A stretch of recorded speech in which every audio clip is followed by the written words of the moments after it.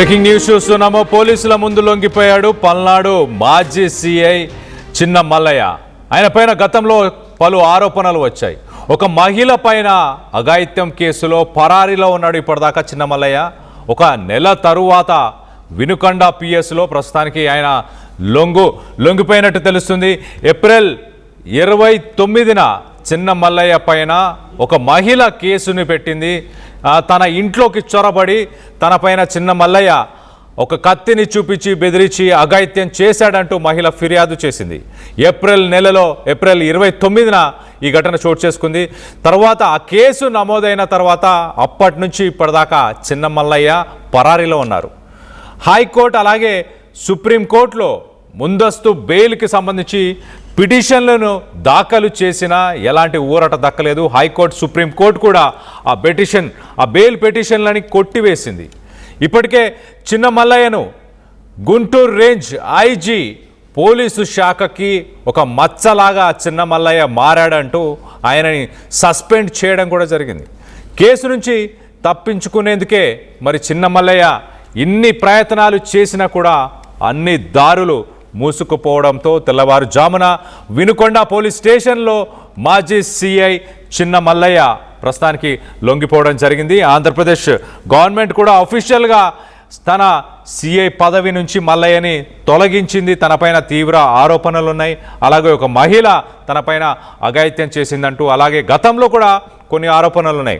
ఆయన రాజకీయంగా ఒక పార్టీకి మొగ్గు చూపించాడంటూ, అలాగే ఇతర పార్టీలకు సంబంధించిన కొంతమంది నాయకులకి గతంలో గన్ పాయింట్ చేసి మరి బెదిరించడం, ఒకరికి వాట్సాప్లో బెదిరింపులను పంపించడం, ఇలాంటి పలు ఆరోపణల మధ్య ప్రస్తుతానికి తన పదవి నుంచి తనని తొలగించడం జరిగింది. అలాగే ఒక మహిళ ఇచ్చిన కంప్లైంట్కి సంబంధించి, అలాగే మనం లెఫ్ట్ సైడ్ బాక్స్లో చూస్తున్నాం, ఒక మహిళతో ప్రైవేట్గా తాను ఉన్న వీడియోలు సోషల్ మీడియా మాధ్యమంలో చక్కర్లు కూడా కొట్టాయి. అలాగే రైట్ సైడ్ బాక్స్లో మనం చూస్తున్నాం, ఒక ఫామ్ హౌస్లో కూడా తన ఇష్టానుసారంగా ప్రైవేట్ కార్యకలాపాలు కూడా నిర్వహించాడు అంటూ కూడా ఆరోపణలు వస్తున్నాయి. వీటన్నిటికీ సంబంధించి మరింత అప్డేట్ తీసుకునే ప్రయత్నం చేద్దాం.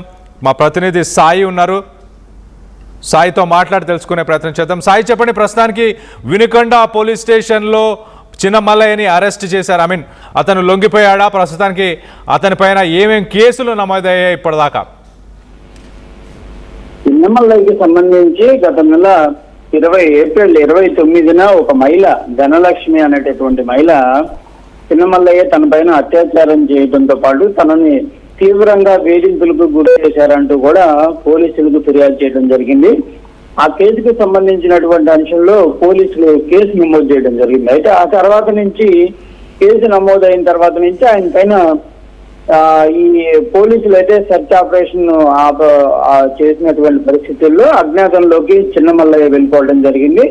ఆ తర్వాత హైకోర్టుని, సుప్రీంకోర్టుని కూడా చిన్న మల్లయ్య ఈ కేసుకు సంబంధించిన దాంట్లో తనకు ముందస్తు బెయిల్ ఇవ్వాలంటూ కూడా కోరడం జరిగింది. అయితే రెండు చోట్ల హైకోర్టులోను సుప్రీంకోర్టులో కూడా చిన్న మల్లయ్య వేసినటువంటి పిటిషన్లని కొట్టివేయడంతో అతనికి ఇంకా ఎలాంటి పరిస్థితి లేదు. అయితే దీనికి సంబంధించినటువంటి అంశంలో పూర్తి స్థాయిలో పోలీసులు కూడా డిపార్ట్మెంట్ పరమైనటువంటి ఎంక్వైరీ చేయడం జరిగింది. ఇందులో చిన్న మల్లయ్య ఈ కేసుకు సంబంధించినటువంటి అంశంతో పాటు మరికొన్ని కేసుల్లో కూడా ఇన్వాల్వ్ అవటం, ఆ డ్యూటీని, అంటే తాను నిర్వహించాల్సినటువంటి డ్యూటీని సరిగ్గా నిర్వహించకుండా ప్రజలకి వ్యతిరేకంగా చేసినట్లు కూడా గుర్తించడంతో పూర్తి స్థాయిలో చిన్న మల్లయ్యను కూడా విధుల నుంచి కూడా డిస్మిస్ చేశారు. ప్రధానంగా దానికి సంబంధించినటువంటి అంశాలపైన కూడా గుంటూరు రేంజ్ ఐజీ కూడా ఆదేశాలు ఇవ్వడం జరిగింది.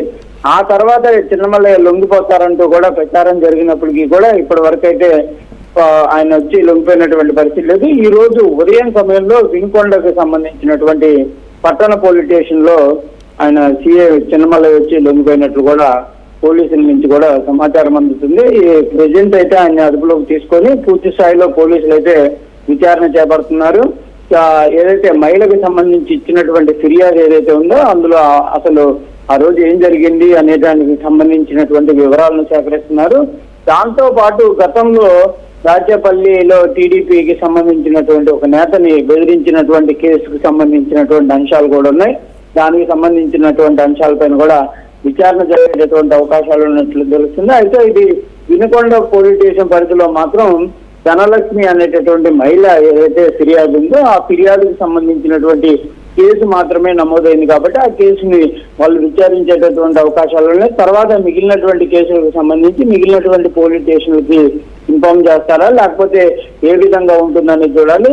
ప్రెజెంట్ అయితే వినుకొండ పోలీసులు విచారణ అనంతరం చిలకలూరుపేటకు సంబంధించినటువంటి కోర్టులో హాజరుపరిచేటటువంటి అవకాశాలు ఉన్నట్లు తెలుస్తుంది. ఎందుకంటే నిన్న సాయంత్రం చిలకలూరుపేట కోర్టులోనే చిన్నమల్లయ్య లొంగిపోతాడనే విధంగా కొంత సమాచారం వచ్చినటువంటి పరిస్థితులు ఉన్నాయి. ఎందుకంటే పల్నాడు జిల్లా వ్యాప్తంగా మిగిలినటువంటి కోర్టుల్లో జడ్జిలంతా కూడా వెకేషనల్ హాలిడేస్ ఉంటుంది. ఒక చిలకలూరుపేట కోర్టు మాత్రమే అన్నట్టు తెలుస్తుంది. అయితే ఈ రోజు మరి వినుకొండకు సంబంధించినటువంటి వెకేషన్ బెంచ్ రన్ అయ్యేటటువంటి అవకాశాలు ఉంటే వినుకొండ కోర్టులోనే హాజరుపరిచేటటువంటి అవకాశాలు ఉంటాయి. అయితే ప్రెజెంట్ మాత్రం చిన్నమల్లయ్యకి సంబంధించినటువంటి అంశం అనేది పోలీసు వర్గాల్లో కూడా ఒక కలకలం రేపుతుందనే విధంగా చెప్పచ్చు. ఎందుకంటే విధుల్లో ఆయన చేసినటువంటి అంశాలు కానీ అవన్నీ కూడా మహిళల నుంచి వస్తున్నటువంటి ఫిర్యాదులు కానీ డిపార్ట్మెంట్ పరంగా ఫిర్యాదులు ఇవన్నీ కూడా ఉన్నతాధికారులను కూడా ఆశ్చర్యానికి గురి చేస్తున్నటువంటి పరిస్థితులు ఉన్నాయి. దీనికి సంబంధించి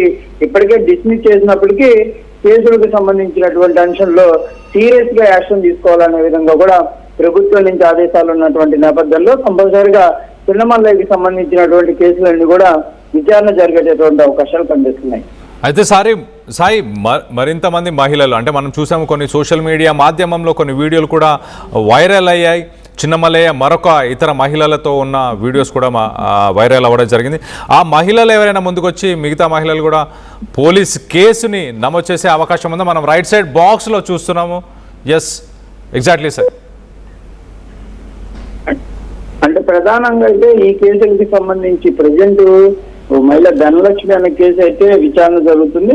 మరికొంతమంది అంటే ఆ రోజు ఈ కేసుకి సంబంధించినటువంటి అంశంలో విచారణ జరుగుతున్నటువంటి అంటే ఫిర్యాదు సమయంలో కొన్ని వీడియోలు కూడా బయటికి రావడం జరిగింది. దానికి సంబంధించి చిన్నమల్లయ్య కానీ ధనలక్ష్మికి సంబంధించినటువంటి వీడియోలతో పాటు మరికొంతమంది మహిళలతో కూడా ఉన్నట్లు ఆ వీడియోలో స్పష్టం చేసినటువంటి పరిస్థితులు ఉన్నాయి.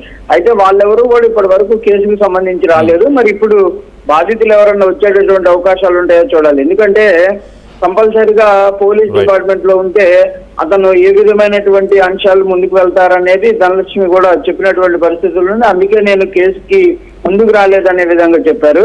ప్రెజెంట్ మరి మిగిలినటువంటి ఎవరైతే మహిళలు ఆ వీడియోలో ఉన్నటువంటి మహిళ కానీ మిగిలినటువంటి వాళ్ళు కూడా కొంతమంది వచ్చేటటువంటి అవకాశాలు ఉంటాయో ఏంటనేది కూడా చూడాల్సినటువంటి పరిస్థితులు కనిపిస్తున్నాయి. ఏదైనా కూడా చిన్నమల్లయ్య డ్యూటీలో ఉన్నప్పుడు జరిగినటువంటి పరిణామాలన్నీ కానీ ఒక పోలీస్ డిపార్ట్మెంట్ లో ఒక సిఏ రేంజ్ లో ఉన్నటువంటి వ్యక్తి ఇలాంటి పరిస్థితుల్లో ఉన్నారా అనే విధంగా ఉన్నతాధికారులను అయితే ఆశ్చర్యానికి గురి చేసినటువంటి పరిస్థితులు ఉన్నాయి. ఎందుకంటే డ్యూటీలో దూకుడుగా వ్యవహరించడం, ఎవరి మీద పడితే వాళ్ళని అసభ్య పదజాలంతో మాట్లాడతారనే విధంగా కూడా చిన్నమల్లయ్య పైన ఆరోపణలు ఉన్నాయి. గతంలో అనేక మంది నేతలు ఈ అంశాలపై ఫిర్యాదులు కూడా చేసినట్లు తెలుస్తుంది.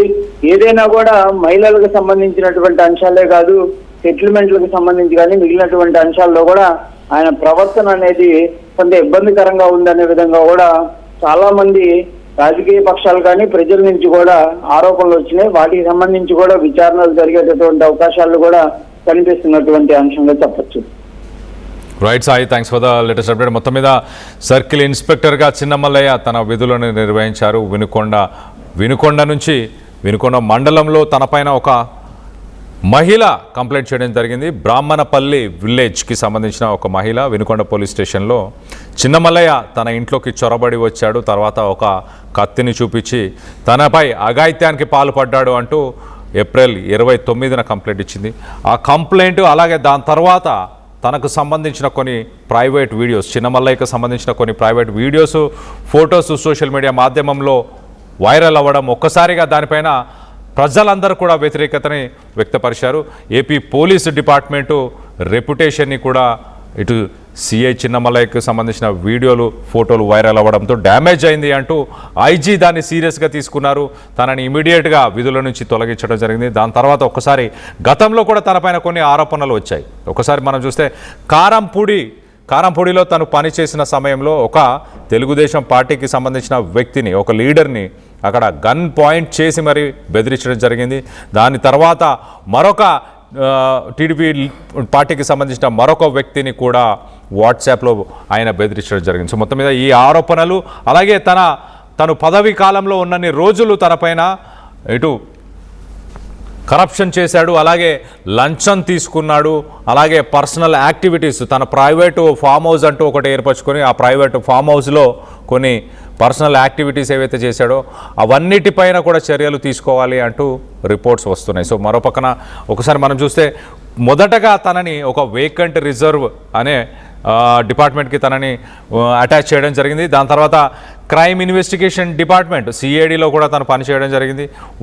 గతంలో ఉన్న పార్టీలకి తను బయాస్డ్గా ఉన్నాడు, ఇప్పుడున్న పార్టీకి వ్యతిరేకంగా పనిచేస్తున్నాడు అంటూ కూడా ఆరోపణలు వచ్చాయి. మొత్తం మీద ఏప్రిల్ 29న మొదటగా ఒక క్రిమినల్ కేసు తనపైన ఫైల్ చేయడం జరిగింది. ఒక మహిళ తనపైన అగత్యం చేశాడంటూ. తర్వాత మే 2న ఒకసారి చూస్తే Palnadu superintendent of police SP Kanti Rana ఆయన సీఏని అఫీషియల్గా సస్పెండ్ చేయడం జరిగింది. ఒక ఇంటర్నల్ ఎంక్వైరీ చేయాలంటూ మే 2న ఎస్పీ ఉత్తర్వులు జారీ చేశారు. దాని తర్వాత మే 2 నుంచి ఇప్పటిదాకా ఆల్మోస్ట్ ఒక నెల రోజుల పాటు సిఐ మల్లయ్య మరి పరారీలోనే ఉన్నాడు.